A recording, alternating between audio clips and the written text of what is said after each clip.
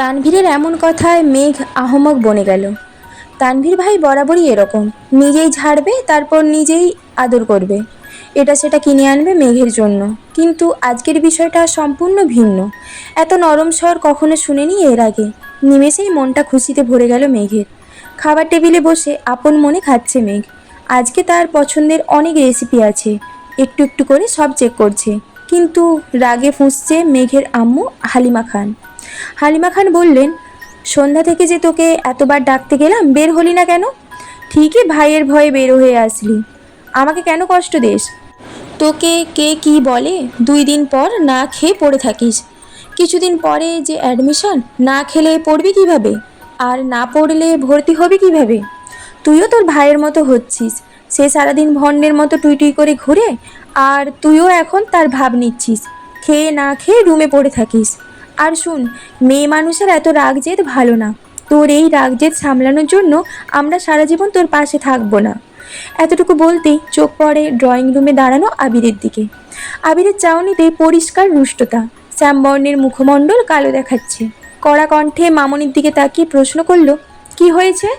পুরুষালী কণ্ঠে আঁতকে ওঠে মেঘ।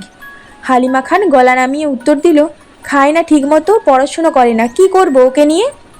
আবির পূর্বের অভিব্যক্তি বজায় রেখে উত্তর দিল, ওকে কিছু বলো না, কাল থেকে মেঘ টাইম টু টাইম খাবে, একটু এদিক সেদিক হলে সেটা আমি দেখব।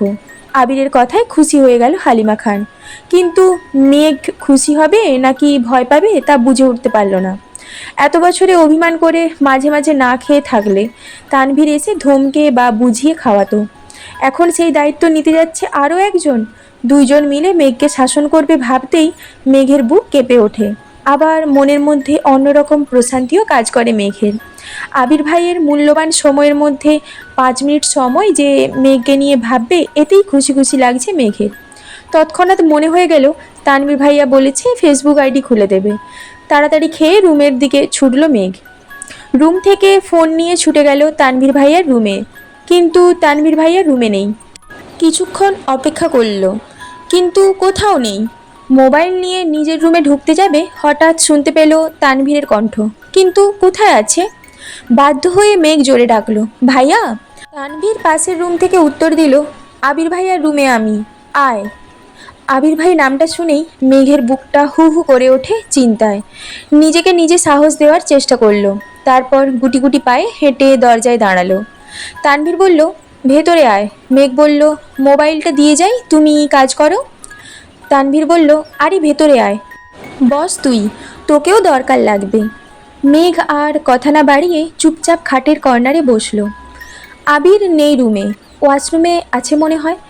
তানভীর ফোন নিয়ে কি যেন করছে, তখনই ওয়াশরুম থেকে বের হলো আবির।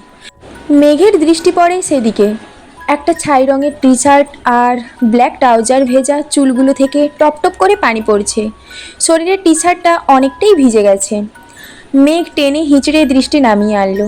মনে মনে ভাবছে, একটা মানুষ এত কিউট কিভাবে হয়? যদি পারতাম আমার পড়ার টেবিলে সাজিয়ে রাখতাম, সারা দিন পড়তাম আর দেখতাম, তাহলে আমার মন কখনোই খারাপ হতো না। লোকটা ফর্সা নন, শ্যামলা গায়ের রং, কিন্তু দেখতে মারাত্মক সুন্দর। সবচেয়ে মারাত্মক ওনার লুক, তাকানো স্টাইল। উফ, যতবার দেখছি ততবারই নতুন করে ক্রাশ খাচ্ছি। আবির ভাই খাটের অপর পাশে মোবাইল হাতে নিয়ে বসছেন।